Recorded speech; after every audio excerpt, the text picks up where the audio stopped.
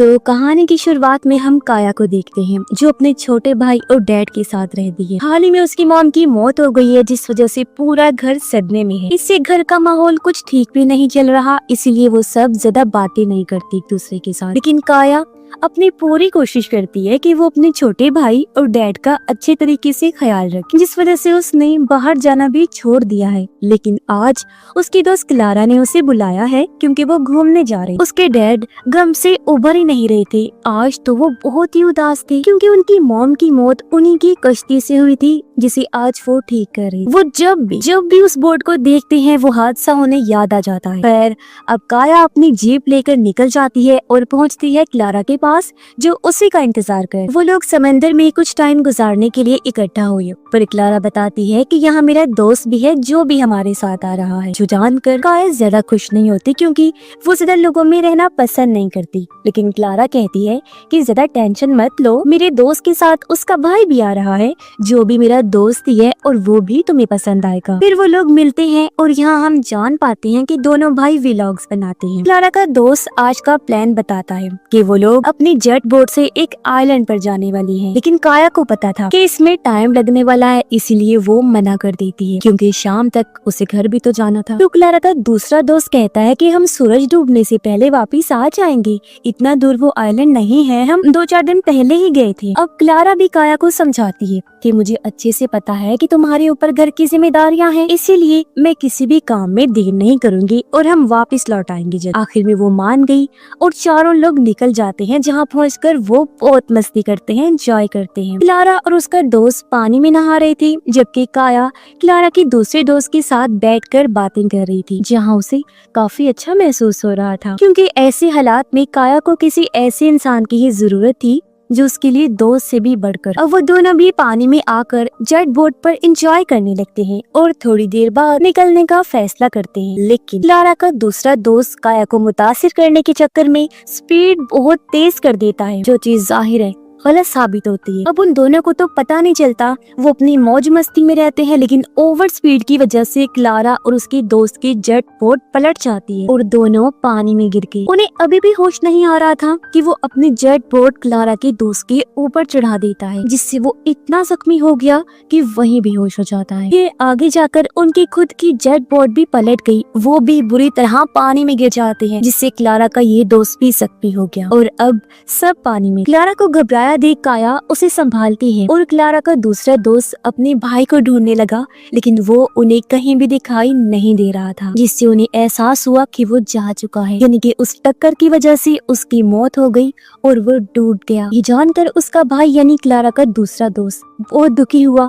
उसे बुरा लगता है, पछतावा हो रहा था उसे क्योंकि अगर वो आगे देख लेता, ओवर स्पीड ना करता तो उसके भाई की जान आज बच जाती। पर अब तो वो खुद भी इतना जख्मी है कि कुछ नहीं कर सकता। खुद को बचाने के लिए काया को भी टेंशन होने लगती है क्योंकि उनकी दोनों जेट्स का फ्यूल पानी में बह गया था, यानी अब ये तीनों ही बस पानी में तैर सकते हैं और किसी की मदद आने का इंतजार कर सकते हैं। इसी बीच हम किसी को इनकी तरफ आते हुए देखते हैं, जो कोई शिप नहीं थी, कोई इंसान नहीं था, बल्कि एक शार्क तेजी से यहाँ आ रही थी। और ये बात काया को पता थी कि ज्यादा देर उनका खुले समंदर में रहना खतरे से खाली नहीं है, इसीलिए वो उनको जेट बोट के पास चलने को कहती है। लेकिन इसी बीच एक मिरेकल जैसे हो गया, एक चमत्कार, क्योंकि उन्हें दूर से एक बोट दिखाई देती है जिसका कैप्टन रे। कुछ दूर उन्हें थोड़ा थोड़ा दिखाई दिया, जो भी उन्हें देख लेता है वो अपनी स्पीड को तेज करके फौरन इनकी तरफ आने लगता है। अब करीब आकर उसे पता चला कि वहाँ वो लोग मदद के लिए पुकार रहे हैं, इसीलिए रे एक एक करके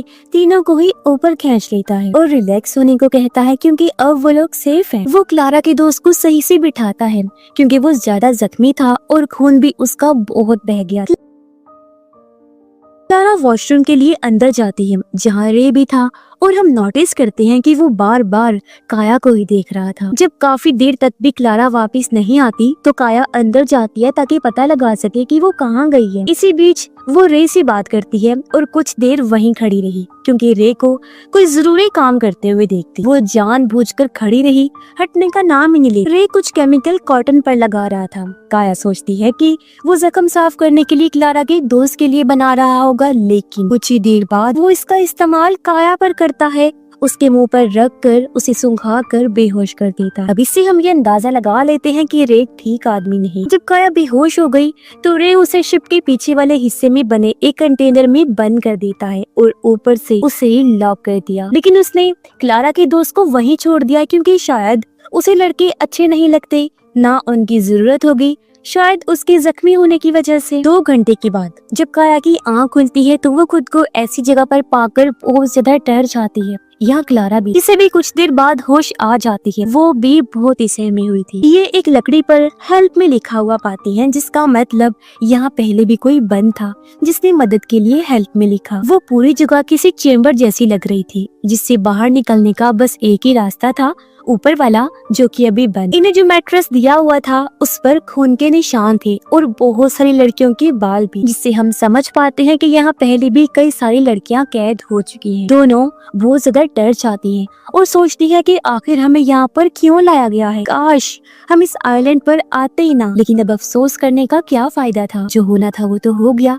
अब इन्हें यहाँ से बाहर कैसे निकलना है ये सोचना होगा, क्योंकि जितने दिन ये यहाँ पर गुजारेंगी उतना ही खतरा बढ़ता जाएगा। अगली सुबह रे ऊपर का दरवाजा खोलता है और इन्हें खाने को जिंदा सड़ी हुई मछलियाँ देता है, पर काया उससे भीख मांगने लगी, प्लीज मुझे जाने दो, क्योंकि मेरे घर में एक छोटा भाई है मेरा जो घर पर अकेला है, उसे मेरी जरूरत है। लेकिन रे कहता है कि बिल्कुल, और अगर तुमने यहाँ से भागने की जरा भी कोशिश की ना तो मैं तुम्हें मार कर फिर टुकड़े करके मछलियों को खिला दूंगा। ये बोलकर वो फिर से कंटेनर का दरवाजा बंद कर देता है और वहाँ से चला गया। फिर वो अपने काम में लग जाता है, जैसे कि जिंदा मछलियों को खाना, गाने सुनना, सिगरेट पीना वगैरह, यानी कि वो सारे ही उल्टे काम करता था। फिर इसी बीच हम एक चीज नोटिस करते हैं, बीच बीच में वो वॉकी टॉकी पर किसी से बात करता है, जिसका मतलब कि यहाँ पर कोई आने वाला है। अब हम क्लारा की जख्मी दोस्त को भी देखते हैं जो भी वहीं पर पड़ा हुआ है। इतने दिन गुजर जाने के बाद उसका कोई इलाज नहीं हुआ, ना ही रे ने उसे कोई खाना पानी दिया। अब 4 दिन बाद किसी शिप की आवाज आती है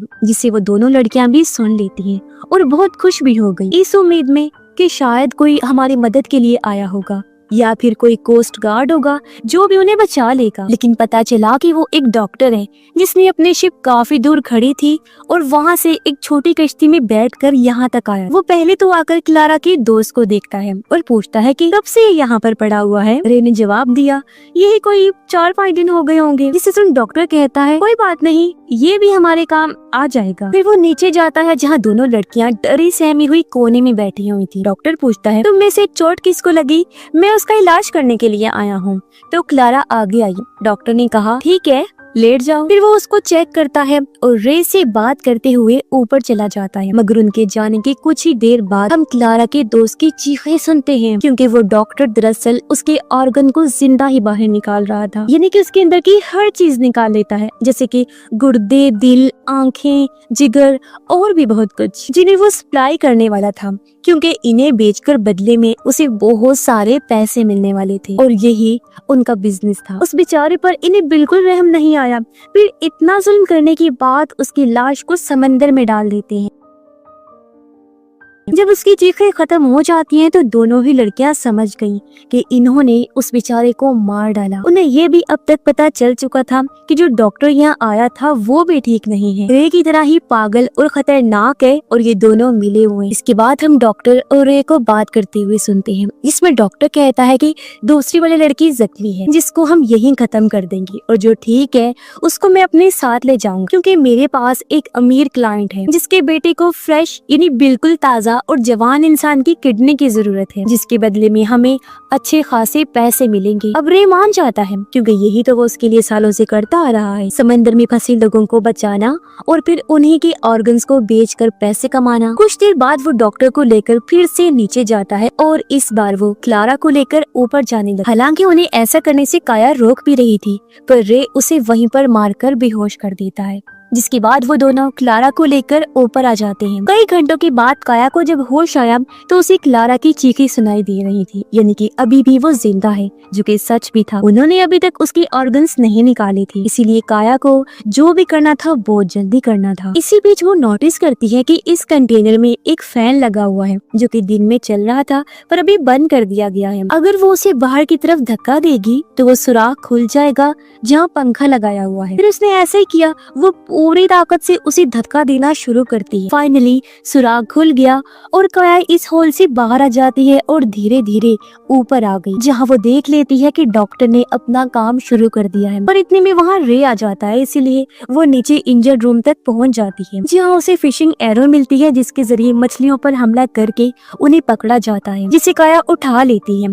और रे के वहाँ से जाने के बाद वो भी वहाँ आई और एरो को डॉक्टर की तरफ कर देती है। उसे देखकर डॉक्टर खुद हैरान हो गया, क्योंकि अब तक किसी भी लड़की में इतनी हिम्मत नहीं थी कि वो यहाँ तक पहुँच सके। इसीलिए डॉक्टर उसे अपनी बातों में फंसाने लगा, लेकिन इतने में काया एरो चला देती है, जो जाकर डॉक्टर को लग भी गया। पर इससे वो फिर भी नहीं मरता, बस थोड़ा सा जख्मी हो, और अब वो काया पर हमला कर देता है। पर इस दौरान काया ने क्लारा की रस्सी को खोल दिया, जो बात डॉक्टर को पता नहीं चला। और इसी का फायदा उठाकर क्लारा पहले तो खुद को आजाद करती है और फिर एक चाकू से डॉक्टर की गर्दन पर वार करती है। एक के बाद एक उसने कई बार स्टैब किया, जिससे डॉक्टर का खेल तो इधर ही खत्म हो जाता है। इसके बाद ये दोनों वहाँ से बाहर जाने का रास्ता ढूंढने लगती। अभी तक रे इन सब से अनजान था, इसीलिए वो यहाँ नहीं आया होता। लेकिन यहाँ काया को पता है कि डॉक्टर एक शिप से यहाँ आया था, तो वहाँ जाने के लिए वो दोनों पानी में कूद जाती है। रे जब कुछ देर बाद ऊपर आता है तो सब कुछ इधर उधर बिखरा पड़ा था, जिसे देखकर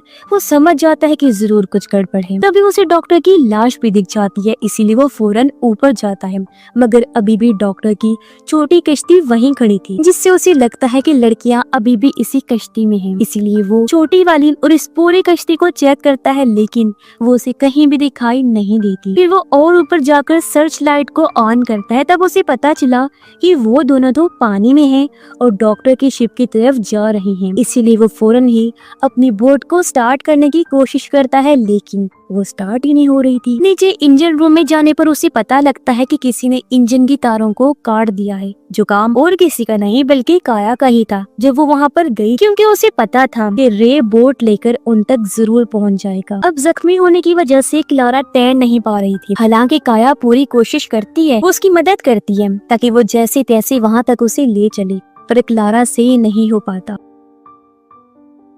ये देखकर काया फैसला करती है कि वो अकेली ही शिप तक जाएगी और वहाँ से कोई मदद ढूंढ कर लाएगी। चलती वो शिप तक पहुँच भी गई, लेकिन शिप की चाबियां ना होने की वजह से वो उसे स्टार्ट नहीं कर पाती। अब उसे वहाँ एक रेडियो मिलता है, जिसे वो कोस्ट गार्ड से कनेक्ट कर लेती है और उन्हें बताती है कि मैं यहाँ पर फंस गई हूँ, मेरे पास चाबियां नहीं है। तो वो उसे पीकर नाम की एक डिवाइस को ढूंढने के लिए कहते हैं, लेकिन वो उसे कहीं नहीं मिलती, बल्कि उसे एक फ्लेयर मिल जाती है। पर कोस्ट गार्ड वालों का कहना था कि वो बिना पीकर के उसे नहीं ढूंढ पाएंगे, क्योंकि वो एक ट्रैकिंग डिवाइस की तरह काम करती है और उसे ढूंढ पाना इसलिए भी मुश्किल है क्योंकि वो बहुत ही ज्यादा दूर है। इसीलिए अब काया फिर से कोशिश करती है और इस बार उसे वो पीकर मिल भी जाती है, जिसको एक्टिवेट करने के लिए उसे पानी में फेंकना होगा ताकि उन लोगों तक उसकी लोकेशन पहुंच सके। पर जब वो ऊपर जाती है तो डेक पर उसे महसूस होता है कि जैसे कोई वहाँ तैर कर आ रहा है। उसे शक हुआ कि ये रे होगा, इसलिए वो वहीं छुप जाती है। कुछ देर बाद हम रे को भी इस शिप में देखते हैं, यानी कि उसका शक बिल्कुल सही था। काया नीचे